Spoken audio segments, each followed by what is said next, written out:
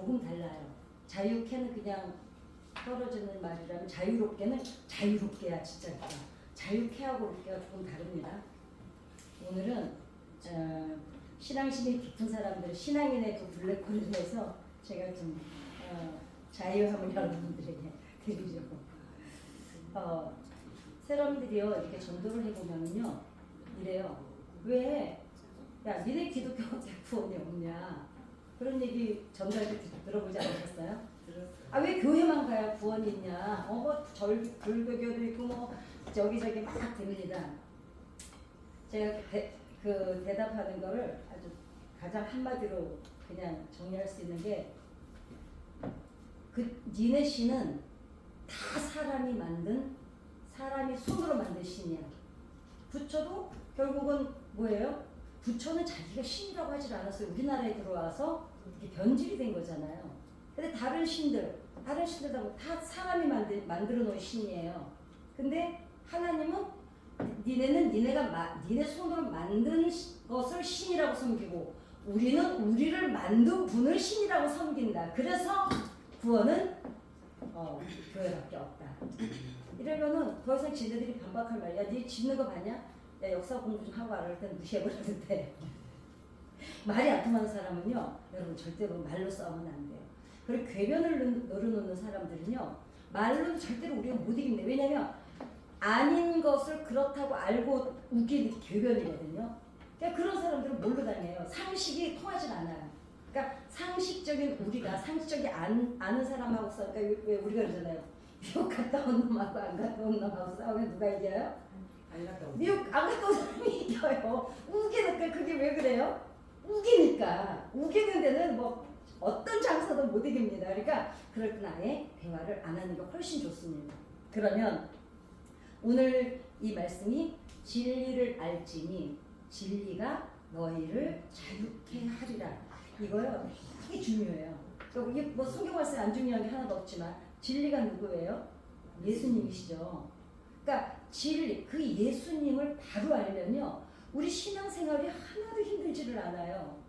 그 사람들이 교회 가자 그러면 교회 가면 하지 말라는 것도 너무 많고 제가 항상 말씀드리잖아요. 진리가 진리가 왜 우리 그 사람들이 진리를 알지는 진리가 자유케 하라 하나님한테 들어와요. 그런데 예전에 우리나라에 국가보안법이라는 거 있는 거 아세요? 저는요 그 국가보안법이 있는지도 사실 몰랐어요. 그리고 그 법이 뭔지도 몰랐어요. 국가보안 그래 국가보안을 그때는 이제 막 간첩이 많고 공비가 많고 이럴 때였잖아요. 그러니까 그럼 봐봐 우리 일반인들이 국가보안법이 있지만 평소에 신경 쓰고 살아요? 안 살아요? 안 살아요. 우리는 보안하고 전혀 상관이 없이 살기 때문에 뭐 간첩질을 할 일이 없고 우리는 또 간첩을 하고 싶어도 정보를 아는 게 없어서 우리한테 북한에서 돈 주고 야 뭐 좀 알아와 하지도 않아. 왜냐면 우리 위치가 그 보안법하고 전혀 상관없이 살아요. 그러니까 어때요? 그 법이 우리를 올가매지를 않아요. 근데 교회를 다니기 때문에 교회의 모든 것들이 나를 올가맨다고 하면은 왜 그게 올가매질까요? 지키기 싫으니까 올가매진다고 느껴지는 거예요. 근데 정말 중요한 거는 보안법이 우리하고 상관이 없었어요. 왜? 우리는 거기에 상관없이 살았으니까. 그런다고 우리가 대한민국에 안 살았습니까? 대한민국에 살고 있어요. 보안법이 존재하고 간첩도 있고 공비도 왔다 갔다 하고 여기에 뭐 또 좌파도 있고 막 이런 살지만 섞여 살고 있잖아요. 아니 우리 남편이 야당이고 아내가 보수고 막 섞여 살잖아요. 아니 한 집안 안에서도 파가 몇 갈래로 나눠요. 누가 그러더라? 우리 이번에 선거하는데 아들 딸들은 조국 당이 있고 여기는 이재명 당이고 여기는 윤석열 국민의힘이고 한 집에도 세 나라가 살아요. 세 나라가. 그쵸? 그럼에도 불구하고 우리가 국가보안법을 우리가 상관이 없잖아요. 우리는 뭔 법을 지켜? 우리가 제일 무서운 게 무슨 법이에요? 쓰레기 버리다가 걸릴까? 운전하다가 우회전하지 말라는 데서 해가지고 걸릴까? 이런 거나 우리는 걱정을 하지. 뭐 그런 거대한 법을 우리는 알지도 못했잖아요.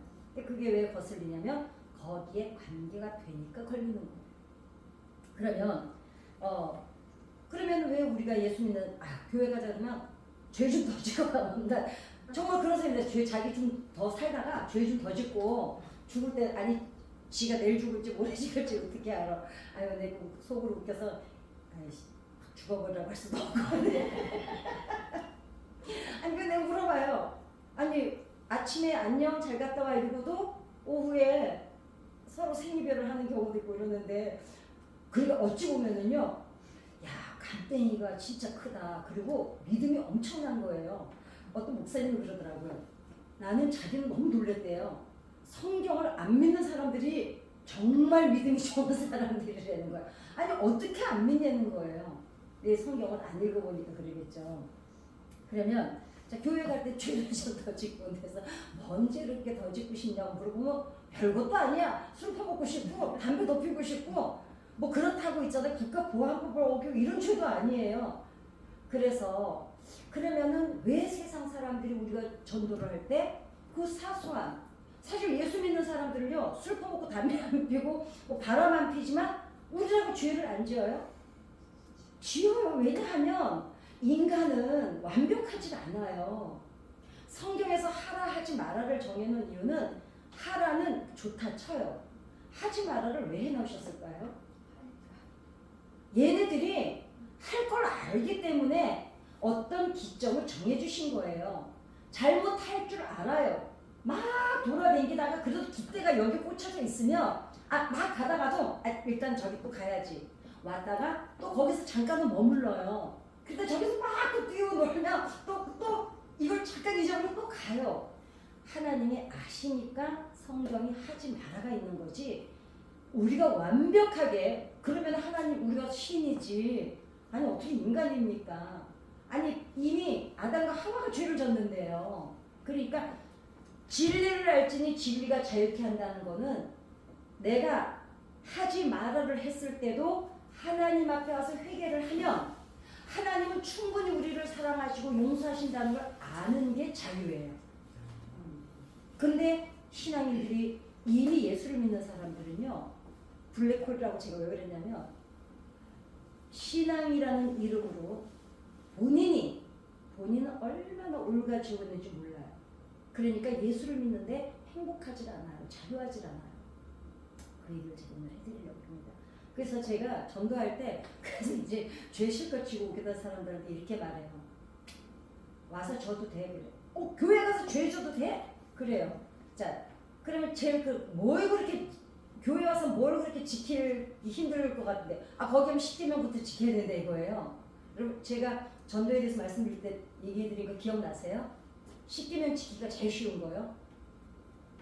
아이고 너무너무 감사해 세상에 어쩌면 이렇게 은혜로운지 몰라.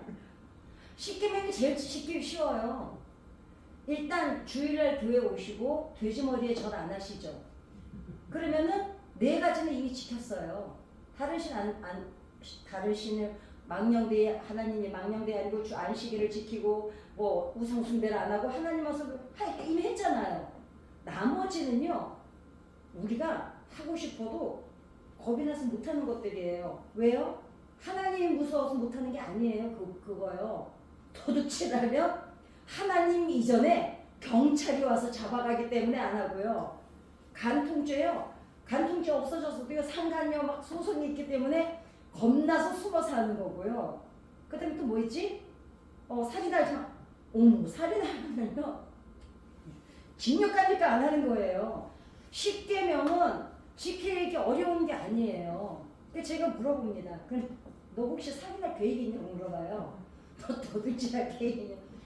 그런 걸 왜 하냐고 사람이 살면서 그렇게 인생을 살면 안 되지. 그러면은 제일 지키기 쉬운 게 10계명입니다. 그냥 교회만 열심히 오고 무당만 찾아가지 말고 담배술 담배술은 사실 그 유래 그거같이 얘기하면 오늘 진짜 우리 밤새야 되기 때문에 궁금하면 나한테 직접 물어보세요. 그거는요 그 얘기까지는 안 되겠지 그치? 담배 해줘야지 그래도. 왜냐면 초창기에 선교사가 들어왔는데 그 기억자 교회 제가 집회 가기로 했거든요. 저 부안 어디 가면 김제 어디 가면 기억자 교회라고 있어요. 양반 따로 여자 따로 남자 따로. 근데 그 전에 선교사들이 와서 어디에서 예배를 처음 시작했냐면 사랑방에서 시작한 거예요. 아 근데 이게 곰방대 긴 걸로 그 예배 시간에도 계속 담배를 피시는 거야 이 어르신이. 그러니까 예배 시간에는 담배를 피지 말라는 게 시작이 된 거예요. 그다음에 술을 왜 우리나라는 왜 술을 못 먹게 하냐면 물론 성경은 술 취하지 말라 그러죠. 모든 범죄도 술 취해서 시작되거든요. 85%가 술 기운에 저질러요. 술 먹으면 사람들이 기분 좋은 것 같죠? 아니 공격성이 더 나옵니다. 왜냐면 그때는 뇌가 절제가 안 되기 때문에 컨트롤 통제가 안 돼서 그러거든요. 그 기분대로 술 먹으면 기분대로 행동하잖아요.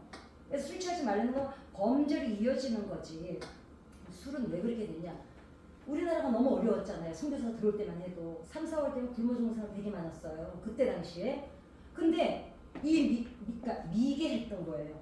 곡식을 가지고 곡주를 담가 먹는 거예요. 그리고 종자 그거를 남겨두면 봄에 씨를 뿌려서 농사를 지을 수가 있는데 그걸 가지고 술을 담가 먹고 봄에는 굶어 죽는 거예요. 그러니까 선교사가 볼 때 너무 기가 막힌 거야. 생각이 안 돼도 이렇게 안 되나. 그래가지고 술을 못 담가 먹게 한 거예요. 그러니까 술을 먹지 말라는 게 아니라 그걸 술 담그지 말고 봄에 씨를 뿌리자. 이게 유래가 돼서 교회 다니는 사람은 담배를 피거나 술을 먹으면 안 된다고 이제 인식이 그때부터 내려온 거거든요. 이제 그런 얘기를 해줍니다. 옆으로 가면 이렇게 가죠. 그래서 그러면 예수님이 이렇게 막 사역하실 때 누가 와서 부탁을 해요. 우리 하인이 죽어가는데 뭐 예를 들면 뭐 장님이 있는데 막 환자들이 있잖아요. 근데 예수님이 그냥 사실은 그 계신 곳에서 그냥 말씀 한마디면 되잖아요. 그런데 예수님 어떻게 하세요? 찾아가세요. 찾아가시고 그 다음에 가서 만져주시고 만나주세요. 그리고 말을 걸어보시고 대화를 하세요. 아니 그 전능하신 예수님께서 그죠? 뭐 달라고 그냥 해서 그래? 니네 하인이 죽어가냐? 내가 그건 이제 말씀만 해주세요 이러긴 했지만 어쨌든 달리다 소녀도 여러 가지 다 예수님이 아무튼 직접 만나주신 일이 훨씬 많아요. 그리고 병든 자, 가난한 자, 버림받은 자, 소외된 자 예수님이 일일이 다 그분이 만나러 다니는 사람들은 로마의 관리들이나 유대의 회당장들이 아니에요. 다 그냥 그 사람들이 다 가칭민으로 내쳐버린 그런 사람들 다 일일이 만나러 다니셨어요. 왜 그랬느냐? 하나님 예수님은 일일이 신방을 해주신 일은 힘들고 어렵고 그런 사람들을 존중해 주시는 거예요. 그러니까 배운 것도 없고 가진 것도 없고 사회에서는 제가 지난번에 그 말씀드렸었는데 기억 못 하시니까 너무 감사해서 또 얘기해 드릴게요. 그 유대인들은요 천국에 들어가는 조건도 건강해야 되고 배운 게 있어야 되고 부자야만 천국에 들어간다고 그랬어요. 그래서 이 사람들이 가난한 사람들을 왜 도와줬느냐? 자기네들은 선행을 하는 거였어요. 그러니까 병든 사람, 그러니까 구약에 보면 왜 하나님 앞에 예물 갖고 올 때 뭐 병든 짐승 갖고 오지 말, 그거를 이 사람들은 사람도 병들었고 이러면은 전 하나님 앞에 저주를 받아서 그렇다고 그랬어요. 그 당시에 예수님이 오신 거예요. 그런데 예수님 왜 배척을 받았어요? 얘네들은 천국에 못 가고 하나님 앞에 저주받은 사람들이라고 치부하는 이 사람들을 예수님이 만나러 다니니까 그러니까 이 사람들이 비판을 한 거거든요. 왜냐면 자기네들만 들어갈 줄 알았어요. 그랬는데 어찌됐건 거기까지 가면은 이제 너무너무 길어지니까 그 예수님이 왜 그러셨을까요? 표현하신 거예요. 그러니까 표현하지 않는 사랑은 사랑이 아니라는 말 아시죠? 대부분 여자들하고 남편들하고 싸울 때 제일 많이 하는 얘기예요. 여보 나 당신 사랑해? 나 말로 해야 하냐? 말 안 하는데 어떻게 알아요? 아니 쥐가 말 안 하는데 내가 쥐 속을 어떻게 알아? 자기도 또 내 속 다 아나? 쥐도 몰라? 그러니까 사람들은 왜 그렇게 그럼 사람들은 왜 이렇게 관계 속에서 대립이 많고 갈등이 많고 왜 상처를 줄까? 대부분요 너하고 나의 다름을 그 차이를 극복을 하지 못해서 갈등이 있는 거예요. 그죠? 그러니까 내가 이러니까 남도 이래야 된다는 틀이 너무 강하다 보니까 내가 이러면 당연히 이래야 되고 엄마들이 자식 키울 때 제일 힘든 게 그거라면서요. 엄마는 이렇게 가르치는 게 맞다고 생각하는데 애들은 밖에 나가서 다 만나보잖아요. 그러니까 아니라는 걸 알아. 그러니까 특히 아들들이 엄마가 제일 많이 싸웁니다. 그러니까 친했던 관계나 부부 상담해보면 거의 그래요. 도저히 성격이 안 맞는다는 거예요. 그래서 제가 물어봐요. 성격이 어떻게 안 맞냐? 도저히 일하고 나하고는 안 맞는데요. 그 처음에도 안 맞았냐면 처음에는 달라서 너무 신기했던 거예요. 그 다름을 인정을 못하니까 갈등이 생기는 거거든요. 근데 제가 항상 하는 말이 있어요. 너무 맞으면 AI 아니냐? 그랬어요. 아니 만약 권사님하고 나하고 너무 꿍짝이 잘 맞으면 둘 중에 누군가 하나는 자기를 죽이고 있는 거예요. 권사님이 살아온 고향이 다르고 부모가 다르고 학습이 다르고 생활이 달랐는데 나는 강원도 정선에서 태어나서 쫙 술 퍼먹고 돌아다니기도 하고 뭐 예수 믿고 변화도 일어나고 산전수전을 다 겪어냈는데 아니 어떻게 권사님하고 나하고 그렇게 줄이 잘 맞겠어요? AI처럼? 그러면 AI인 거야. 권사님이 나를 죽이고 억압을 하고 나를 맞춰주든가 내가 맞춰주지 이래서 맞추든가. 근데 그게 오래 가요? 안 가요? 어딘가가 한쪽이 너무 참아주고 맞춰주기만 하다 보면 그 관계는 결국 오래 갈 수가 없는 게 그래 맞춰주는 사람이 착해서 계속 맞춰줄 수는 있어요. 있는데 이 사람이 못 견뎌요. 힘이 들어서. 그리고 또 한 가지 맞춤을 받는 사람은 또 재밌을 것 같아요? 아니요. 지루하다고 또 딴 사람 사귀러 가요. 그게 남자 여자들도 그래요. 그래서 안 맞는 게 당연해야 돼요. 맞으면은 이건 모질한 사람들이야. 그렇잖아요. 자기 생각도 없고 자기 뭐 정체성이 없는 거잖아요. 이제 부부들한테 항상 하는 말이 있습니다. 왜 맞추려고 하냐? 왜 맞추려고 하냐? 어차피 니네들이는 안 맞는다. 부모가 다르고 혈액형이 다르고 배운 게 다 다른데 싫어하는 짓만 하지 마라. 그럼 간단해요. 그게 존중이거든요. 굳이 왜 이 사람이 싫어하는 걸 굳이 해가지고 왜 쌍거리를 만드냐고 딱 봐서 건드렸더니 공격을 해보는 거야. 하지 말아야지. 이러고 안 하면 돼. 근데 어때요? 이것 봐라. 네가 나한테 덤볐어? 그리고 대부분 사람은요 난 못 고쳐요. 여러분 다른 사람은요 제가 통제할 수가 없습니다. 엄마들이 자식 통제돼요? 내 뱃속으로요 머리칼까지 손톱까지 다 만들어내서 10달 만에 내놓은 새끼도요 절대로 통제가 안 되는 게 자식 새끼예요. 하나님이 일평생 살면서 네 뜻대로 안 되는 게 있다는 걸 알려주기 위해서 자식을 주셨다 그러잖아요. 오죽하면 남편은 어떻게 해? 그래도 있잖아 후들겨 그냥 후리쳐서 그렇게 된다죠. 누가 그러더라.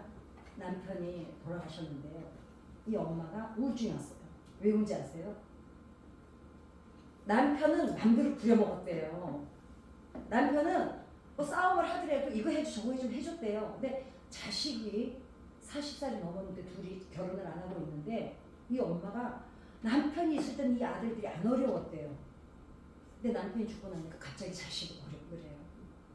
그래서 남편이 뭐든지 해줬던 거를 이제 아들들한테 시켜야 되는데 이 아들들이 어려워서 말을 못 붙이는 거예요. 그리고 남편이 운전할 때는 왜 이따위로 운전하냐고 우회전해라 좌회전해라 막 그래도 그게 싸움에서도 됐대 넘어갔대요. 자식은요 한 번 화를 확 냈는데 그다음부터 자기가 무서워가지고 말을 못 꺼내게. 그러니까 이 엄마가 그때부터 이제 남편이 죽은 거를 그때부터 실감이 나기 시작하는 거야. 여러분 내 서방이 최고입니다.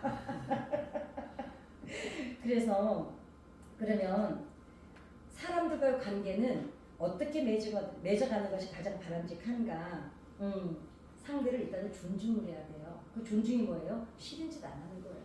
그 다음에 내 마음을 정확히 표현해 줘야 돼요. 사람들이 그러죠.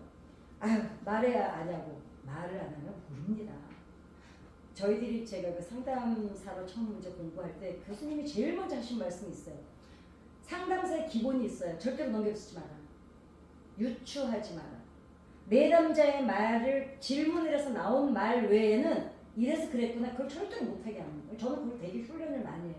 그러니까 제가 그 상담 공부를 하고 나서 좋아진 점이 뭐냐면 똑똑한 자 아는 척하고 넘겨짚지를 않아요. 그냥 현재 이 사람이 말하는 것만 그대로 받아들여. 그러니까 첫째는 어떤 장점이냐면 내 영혼이 맑아져요. 쓸데없이 잔머리 굴려가지고 저 사람이 나한테 왜 저렇게 행동을 하지? 저 사람 지금 말 뜻이 저게 뭐지? 저 사람 오늘 나한테 왜 이 짓을 안 해요. 그냥 솔직하게 물어봐요. 아까 혹시 근데 내가 뭐 잘못한 거 있어? 그럼 그 사람이 변명할 기회가 있잖아요. 적어도 설명할 기회는 줘야죠. 그래서 표현을 안 하면은요 오해의 소지가 있어요. 왜냐하면 이러잖아. 내가 진즉에 어떤 걸 표현했어.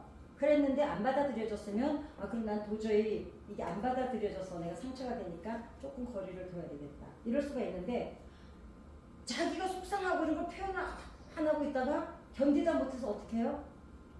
안 보잖아요. 그러면 안 보는 게 그 사람이 미워서 안 봐요? 그렇진 않아요. 착한 사람들은요 미워서 안 보는 게 아니라 자기가 견디기 힘이 드니까 감당하기 힘드니까 안 보는 거거든요. 그런데 진즉에 말을 했으면 그런데 또 안 보잖아? 이 사람 뭐라고 얘기해요? 그래서 어느 날 갑자기 얼굴이 쎄해지더니 연락도 요새 안 하고 그래서 서로 오해인 거야. 서로 이 사람은 자기가 자꾸 표현 안 하고 참다 힘이 들어서 내가 힘을 길렀 다음에 다시 만나야겠다 이런데 이쪽 입장에서 볼 때는 또 설명 표현을 안 했기 때문에 어떻게 생각해요?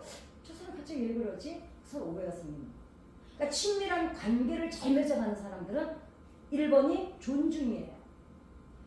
사람과 사람 사이에는 2m의 존중의 거리가 필요하대요. 부부는 1m의 존중의 거리가 필요하대요. 부부는 40cm. 자식과 부모 사이는 얼만큼이냐면 1m의 존중의 거리가 필요하다는 거죠.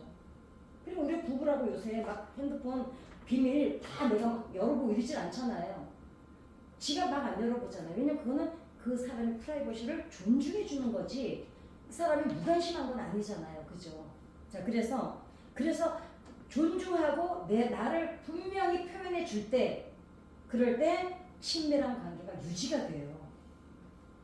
그런데 깨어지는 이유는 함부로 대하거나 존중이 안 되니까 함부로 대하면 상처받잖아요. 그 다음에 자존심과 감정이 다치면 이제 관계는 깨어지죠. 그러니까 사람들이 저는 항상 그래요. 착한 사람을 고맙게 생각해요. 그 말이 없는 사람을 저렇게 말을 안 해도 그 사람을 더 마음을 헤아려 줘라. 왜냐하면 어떤 사람은 표현을 잘하고 어떤 사람은 원래 성향 자체가 표현을 안 하고 자기가 삭힌 사람, 이 사람들을 이제 내향형이라 그러죠. 또 풀썩풀썩 그냥 말을 하는 사람, 그 사람들 제가 이제 얘기를 해드릴게요. 그러면 상대를 먼저 존중하고 바로 이 사람을 정확히 이해하기 위해서는 뭐가 선행이 돼야 될까? 그거는 먼저 나를 알아야 돼요. 내가 어떤 성향을 가졌는지를 알아야 적어도 다름을 인정하고 또 어떤 오해가 생겼을 때 내가 이래서 그러니까 이렇게 해달라고 말할 수가 있거든요. 근데 대부분 자기를 가장 잘하는 사람이 자기 같죠? 어떠세요? 이게 있어요. 우리가 이제 그 조혜리의 창이라고 상담할 때 그 검사를 하는 게 있거든요. 내가 아는 내가 있어요. 나만 아는 나. 그 다음에 너랑 나랑 함께 아는 내가 있어요. 그런데 나는 전혀 나를 모르는데 남들만 아는 내가 있어요. 그래서 우리가 친구들을 만났는데 친구들이 이래. 야 그러지 마, 쟤 삐져 이래. 그럼 그 소리 들은 사람은 바로 화를 내죠. 내가 언제 삐졌어? 그럼 친구들이 한 명만 쟤 삐져 이러지 않고 우르르 너 원래 잘 삐져. 그 부해가 나서 와버리죠. 근데 성숙한 사람과 이제 성숙하지 않은 사람들의 차이점은 이거예요. 아까 화를 내고 오긴 했지만 그래? 나는 전혀 내가 그렇게 삐지는 성격이 아닌 줄 알았는데 사람들이 왜 나한테 저렇게 말하지? 내가 어떤 점이 그랬을까를 성찰을 해보는 사람은 성숙한 사람이고 저것들 다시는 만나지 말아야지. 내가 지네 믿고 만났는데 어떻게 지네가 나한테 그럴 수 있어? 이런 사람들은 성장이 없진 않은데 성장이 더뎌요. 옳고 그름의 문제가 아닌 거 아시죠? 예전에 뉴스에 크게 났던 거 기억나실 거예요. 어떤 회사 대표가 무슨 양시성이었는데 그 사람이 이거는 뭐 워낙 세상을 떠들썩했기 때문에 그 애들이 못 타고 다니는 거 뭐죠? 이렇게 길쭉한 거. 그 막 길에 막 타고 다니잖아요. 킥보드? 네. 회사 대표가 회사에서 그거 타고 돌아다니면서 야구방망이로 막 직원 때리고 양 뭐라고 이제 그게 뉴스 보셨을 거예요. 아니 엎드려 뻗치시고 그리고 다막저 사무실 안에서 그 타고 돌아다니면서 야구방 그리고 새총 들고 다니면서 쏘고 미친놈 아니야. 다 미친놈이라 그랬어요 그때. 근데 저 이제 상담사들을 보면 알죠. 저 사람 왜 이럴저러는지. 그래가지고 결국은 고소를 당해서 유치장 갔어요. 징역 갔어요. 징역 갔는데 많은 사람들이 개또라이다, 나쁜 놈이다, 정신병자다. 아니 근데 그 직원 하나가 그 두들겨 맞은 그 직원들이 쫙 보는 앞에서 엎드려 뻗쳐서 야구방망이를 맞아. 그 사람은 평생 그 트라우마에서 못 벗어나요. 그러니까 근데 생각해 보세요. 그 사람이 하루아침에 그런 괴물이 됐을까요? 사람이 어제까지 너무 괜찮은 사람이 오늘 갑자기 그럴 리는 없어요. 어제까지 괜찮은 사람들이 오늘 그랬다는 건 그동안 뭔가 숨기고 있었던 거지 자기를. 자, 아니 나이가 50이 넘어가지고 그 킥보드를 사무실에서 타고 돌아다니고 싶냐고요. 70 없이. 그 영상이 나오는데 기가 막혀요. 이 사람은 그거를 탈 만한 나이에 억압당하거나 방치를 당했거나 해보지를 못한 거예요. 그러니까 이제 내가 할 수 있을 때 내가 이거를 해도 아무도 나를 방해하지 않을 때 그 그러니까 생각해보세요. 지금 50에 넘는데 어린애짓을 한다는 건 뭐예요? 나이는 성인인데 속은 애로 돌아가서 그 짓거리를 하고 있는 거예요. 그러니까 뭐예요? 이 사람 안에는 성인 아이가 있는 거예요. 그러니까 어찌 보면 불쌍한 사람이죠. 그러니까 그 사람 마음에는 몇 살이 울고 있어요? 그 킥보드를 타고 다니는 그 나이의 아이가 이 안에서 계속 울고 있는 거예요. 그러니까 어른은 판단 능력이 있잖아요. 그 왜 야구방망이를 때리고 막 지 멋대로 다 하고 돌아다녀요. 할 수 있으니까. 땡깡 부리고 떼쓰고 반항하고 공격하고 어렸을 때는 애기들 태어났을 때요. 세상에서 제일 교만한 게 애기들이래요. 똥 싸놓고 유세 부리고 집에 고프면 난리를 치고 밤중에 예의범죄 하나도 없대요. 밤중에 보고 젖달라고 난리치고 그 다음에 당연하게 얼마나 뻔뻔스러운지 당연하게 지가 다 받고 살고 이 세상에서 제일 예의범죄 없는 게 어린애래요. 그런데 그때 1살, 2살 때 그 공격적이고 제멋대로고 남의 예의 같은 거 하나도 모르고 눈치 하나도 안 보고 지가 웃고 싶으면 웃고 지가 울고 싶고 이랬을 때 모든 게 수용을 받았던 아기. 그럼에도 불구하고 충분히 수용받고 사랑받고 돌봄을 받았던 아이는 성장이 아주 이쁘게 자라요. 인격이. 근데 그때 방치를 한다거나 우는데 얘가 배고파서 우는데 기다리고 애가 그냥 깔딱깔딱 넘어오면 그때서 와서 젖 물려주고 얘가 어느 날부터인가 사람을 신뢰하지 않는 걸 그때부터 배우는 거거든요. 그게 이제 발달신약을 쭉 공부해보면 이제 그때부터요. 그래서 12살 전까지 우리가 아이들을 잘 키워야 된다는 게 이제 그러니까 우리가 지금 아닌 것 같지만 이미 그때 인격은 12살 다 만들어지거든요. 그러니까 상처도 그때 받은 거는 여전히 평생을 우리 안에 있습니다. 그래서 상담실은 그거예요. 다시 돌아가서 본인하고 그 애하고 대면하게 해주는 게 상담이 하는 일이지 상담이 마약처럼 사람을 고쳐내는 일은 아닙니다. 그럼 내향형의 사람들도 이제 내향형이라고 이제 저 사람 내성적이야 이러잖아요. 내성적이 아닙니다. 내향형이라 그래요. 근데 이 사람들은 착한 사람들의 이제 강점과 약점이 있습니다. 뭐냐면 자기 자신에 관한 확신이 없어요. 왜 그럴까요? 착한 사람들이 속이 단단하게 어찌 보면은 자존감이 높은 사람들도 있지만 대부분 남의 비율을 잘 맞추는 사람들 저는 그런 사람들이 짠해요. 왜냐하면 남을 너무 잘 맞추는 사람들은 자기가 있을까요? 없을까요? 없어요. 그러면 그 사람이 약해서 그럴까요? 착해서 그럴까요? 착해서 그래요. 너무나 그러니까 나를 희생해서라도 이 사람들이 편안하다면 내가 차라리 조금 손해보는 게 좋아. 이거는 착함이에요. 바보 아니거든요. 근데 세상은 어때요? 그런 사람들이 처음에는 아 그랬구나 이러다 어느 날부터는 당연하게 받아들이죠. 그리고 그 사람이 뭐든지 화를 내도 받아주고 뭘 요구해도 받아주면 어떻게 해요? 그때부터는 자기 종부리듯이 부리죠 이제. 박 지사님 그런 사람 끊어버리세요. 알았지? 예. 예. 그 다음에 다른 사람을 맞추기 위해서 그러니까 만나는 사람마다 잘 맞춰줘요. 그러다 보니까 에너지를 어떻게 해요? 너무 써요. 우리가 총량고치기라고 있거든요. 일평생 쓸 에너지와 매일매일 쓰는 에너지가 나눠져 있어요. 그런데 이 착한 사람이나 외향형이나 자기가 쓸 에너지가 정해져 있어요. 근데 그 에너지를 나를 위해서 써야 되는데 남을 맞추는 거에 다 그냥 쓰다 보니 어떻게 돼요? 뻗는 거예요. 자기가 지치는 거예요. 그리고 어때요? 마음이 힘들면 틀림없이 몸으로 나타납니다. 이거는 아주 100%입니다. 그 다음에 내가 있고 남이 있어야 되는데 착한 사람들은 일단은 다른 사람부터 먼저 생각을 해요. 이거는 배려심이거든요. 배려심인데 너무 남한테 맞추다 보니까 어떻게 해요? 나를 잊어버리고 살 때가 너무 많아요. 나를 돌봐야 되는데 나를 못 돌보는 거예요. 제가 설교의 중점이 뭐예요? 여러분 자신부터 먼저 이렇게 세우려는 거죠. 그래야 봉사가 됐든 헌신이 됐든 사랑이 됐든 인생이 됐든 내가 힘이 있어야 넘어지는 사람을 확 잡아서 일으켜줄 수 있지. 내가 지금 간들간들한데 누굴 일으켜 세워줍니까? 내가 힘든데 어디 가서 뭘 해요? 걸레질을 어디서 해요? 그러니까 저는 예수 믿는 사람들이 이 부분을 너무 놓치고 살아가는 건 그동안 솔직히 가스라이팅을 당한 점도 있어요.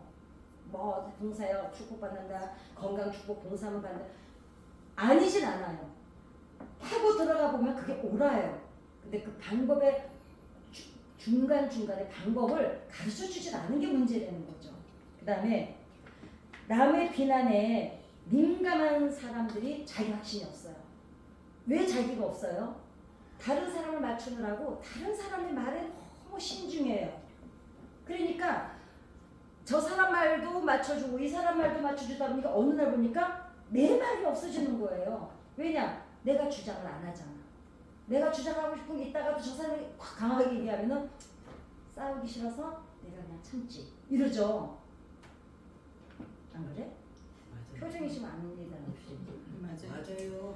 그러니까 이런 사람들은 어때요? 타인에 의해서 내가 만들어져 가요.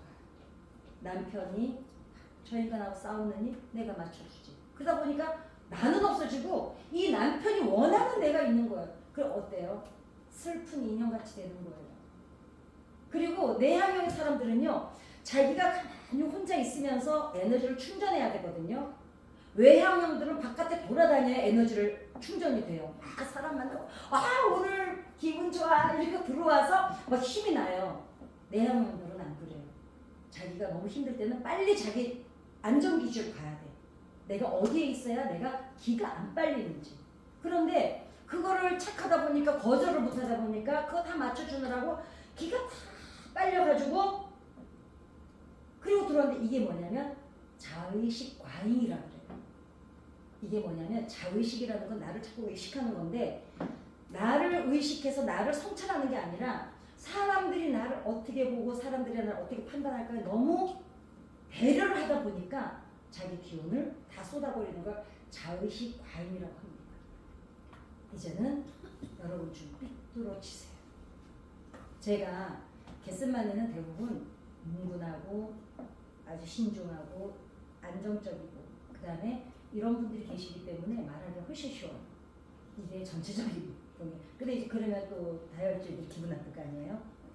그래서 이 내향형의 사람들은 자기 안에서 동기를 찾아서 행동을 하고 에너지를 받아야 되는데 그 다음에 계속 나를 정리를 혼자 해야 돼요. 남하고 막 대화해서 하는 사람들이 아니야. 자기가 자기 내적으로 자기 혼자 해야 되는데 이제 혼자만의 시간이 꼭 필요합니다. 그래서 자기만의 시간이 얼마나 소중한지 몰라요. 그 다음에 그러면은 이 사람들이 이런다? 뭐에 우리가 있잖아요. 기분 나쁘냐면 제가 원래 이렇게 외향형이 아니에요. 저는 만들어진 거예요. 저는 정말 우울질이 70%인 사람이에요. 근데 살아내려니까 그 우울질을 갖고는 사회로 살아낼 수가 없더라고요. 왜냐면 제가 가장이었잖아요. 저는 21살부터. 그러니까 내가 그냥 늘 이렇게 내향형으로 살아서는 살아낼 수가 없으니까 애가 그냥 있잖아요. 이거 로봇처럼 만들어진 거예요. 이러다가 저는 집에 딱 들어가죠. 밖을 안 나와요. 사람 만나는 걸 극도로 싫어해요. 그리고 그 사람들이 설마 이래요. 저는 스스로 만들었어요. 왜냐면 먹고 살려고. 어찌 보면 슬프죠. 근데 그리고 내향형들이 뭐에 또 눌리는지 아세요? 사람들이 대부분 이래요. 제가 막 떠들고 이러면은 목사님 되게 성격 좋다고. 사실 저 성격 안 좋아요. 얼마나 뒤끝이 길고요. 상처 너무너무 잘 받고요. 얼마나 민감하고요. 얼마나 섬세하고요. 그리고 예민한지 몰라요. 그런데 강박증 있죠. 결벽증 있죠. 이거는 뭐 모든 걸어다니는 환자예요. 환자. 그냥 이 모습 하나 갖고 나보고 성격 좋대. 그러니까 사람들이 대부분 어떻게 해요? 그 시끄러운 사람 보고 저 사람 성격 좋대. 그 내향형의 사람들은 어때요? 기죽죠. 근데 나도 좀 저렇게 그 사람들이 막 자기 표현 다 하잖아요. 여러분 보세요. 제가 결론을 하나 알려드릴게요. 내향형들의 장점을 말씀드릴게요. 자, 신중해요. 그죠? 함부로 행동하지 않아요. 다른 사람의 말을 잘 안 끊어요. 또 함부로 말하지 않아요. 그리고 다른 사람을 피해를 극도로 안 줍니다. 이게 그런 사람들이 어때요? 대부분요 성격 좋다는 사람 만나고 싶어요. 이렇게 지금 얘기한 신중하고 함부로 행동하지 않고 말 잘 끊지 않고 함부로 말하지 않고 다른 사람 피해 안 주는 사람들을 만나고 싶어요. 사람들은요 다 진짜 만나고 싶은 거는 성격적인 외향형이 아니라 누구예요? 내향형의 사람이 훨씬 사람들이 신뢰를 받습니다. 아셨죠? 그러니까 단지 어떻게 하면 돼요? 나를 돌아봐야 돼요. 그 다음에 우리나라 사람들은요 대체적으로 꼼꼼하고 신중하고 세밀한 사람들을 좋아하는데요. 근데 이런 사람들이 사회생활 때 좀 불편할 때가 있죠. 왜냐면 잘 표현 안 하고 내 걸 요구 안 하고 그러다 보니까 사람들 앞에 나서는 거 그렇게 나대는 거 안 좋아하고. 근데 대부분요 이 외향형의 사람들은 표정을 잘 못 감춰요. 그죠? 얼굴이 다 드러나서 다들 밑바닥 금방 보이잖아요. 그러니까 사실 외향형의 사람들은 누구를 부러워하냐면 내향형의 사람들을 부러워합니다. 나도 좀 저렇게 진중했으면 좋겠고 나도 좀 말 좀 저 안 했으면 좋겠는데 그냥 푸스푸스 다 해버리고 푸스지 다 하잖아요. 그러니까 누가 제일 부러워요? 뭉근하고 신중하고 내향형의 사람들이 사실은 엄청 부러운데 죽었다 깨어나도 거기 안 돼요. 왜냐면 성향인 걸. 그렇다면은 그러니까 이게 이 성향은 좋고 저 성향은 나쁘다는 얘기를 하려는 게 아닙니다. 내향형의 사람들이 이제 어떻게 힘을 얻어야 되는지를 제가 알려드리면 이제 외향형 사람들도 낯가리는 사람 되게 많아요. 그 외향형 사람들이 어떻게 해요? 낯을 가리니까 얼굴이 금방 팍 빨개지잖아요. 근데 내향형의 사람들이 좋은 점이 뭐냐면 사람들이 애간에서는 파악이 안 됩니다. 네, 파악이 안 돼서 우리 같은 사람들이 저도 얼굴이 거의 드러나거든요. 근데 나는 5분 안에 만나면 5분 안에 내 50년 얘기 다 해요. 그래서 나는 비밀이 없어. 오직하면 우리 남편이 여보 내가 입이 싸서 오늘 또 얘기했는데 이러면 여보 정말 부탁인데 당신이 구구단 못하는 얘기면 어때요? 40만 원하고 이제 그러는데 뭐 다 떠벌려요. 집구석에 비밀이 없어요. 근데 이렇게 뭉근한 사람들을 보면 도대체 속에 뭐가 있는지 파악이 안 됩니다. 근데 그 사람들이 운문해서 그래요? 아니에요. 근데 외향형들이 대부분 그런 사람 보고 뭐라 그래요? 우무하다 그러죠. 그거 아니에요. 부러워서 그래요. 아셨죠? 외향형들은 엄청나게 제일 그리고 사실은 누구에게나 신뢰를 받는 건 내향형의 사람들이 많습니다. 그 외향형은 또 요걸 이제 욕 먹으면 안 되지. 이런 사람들은요 맑아요. 내향형이 그렇다고 어둡다는 얘기는 아니지만 투명해요. 그죠? 그리고 별로 거짓이 없어요. 왜냐면 거짓말을 머리가 짧아서 되지가 않아요. 네, 그래서 이제 오늘 외향형에 대해서 얘기하고 싶지 않은데 이제 이렇게 하면 돼요. 내 단점, 내가 생각하는 단점, 대부분 내향형들이 사람 앞에 나대는 걸 못하잖아요. 그러다 보니까 나를 정확히 표현하지는 못해요. 근데 그게 나쁜 건 아니에요. 대신 뭘로 하면 되냐면 글로 쓰면 돼요. 글을 써서 읽으면 돼요. 어때? 저 같은 경우에도 설교 정말 안 되면 다 왔어요. 그냥 읽을 거예요 앞으로. 왜냐면 난 이제 설교할 게 없어가지고요. 지금 얼마나 고민할지 몰라요. 그러니까 이러면 돼요. 이 사람 외향형이다 내향형이 옳다 그러다가 아니라 계난하지 말고 저 사람 외향형이 부러워하는 거 있잖아요. 헉헉 내지르는 거 외향형들이 나도 저거 한번 해봤으면 안 되잖아요. 그런 친구를 옆에 두세요. 그리고 그 친구가 저질러 놓는 뒤치다거리 또 내향형들이 잘해주잖아요. 그러니까 서로 장단점을 자기가 잘하는 거. 그러니까 좋은 건 살리고 나쁜 거는 보완을 하면 돼요. 그러니까 단점이 아니에요. 보완할 점이지 세상에 나쁜 성격은 없습니다. 아셨죠? 그래서 못하는 걸 잘하려고 하지 말고요. 확 지르는 거 못하시잖아요. 내가 잘하는 거, 내가 가진 것을 잘하면 돼요. 자기 안에 있는 걸 살리는 게 어떤 방법이다? 최상의 방법이다. 내가 잘하는 건 잘하면 돼요. 그리고 남 눈치 뭐하러 봐요. 그리고 아까 그랬잖아요. 남 맞추려고 너무 이제 기빨리지 마시라. 그래서 오늘 그럼 성경 규절하고 이게 뭔 얘기냐 궁금하잖아요. 이게 우리가 병원을 가면은 그냥 저 기침하는데 약 주세요. 그러면 주사 놨고 약 주나요? 검사를 다 하죠. 제가 이렇게 성격을 계속 말씀드리는 게 있어요. 신앙생활을 하되 내 성격이 어떤지를 알고 성령을 알면 또 하나님 앞에 기도하는 방법이 또 달라져요. 저 같은 경우에도 제가 되게 불안형이었어요. 근데 나는 그전에는 몰랐어요. 내가 왜 그러는지. 근데 이제 상담을 공부하고 나니까 내가 이래서 그랬구나를 알고 나니까 하나님 앞에 분명하게 기도를 하는데 좋은 점이 있어요. 하나님이 응답해 주시기 이전에 내가 먼저 뭘 알아요?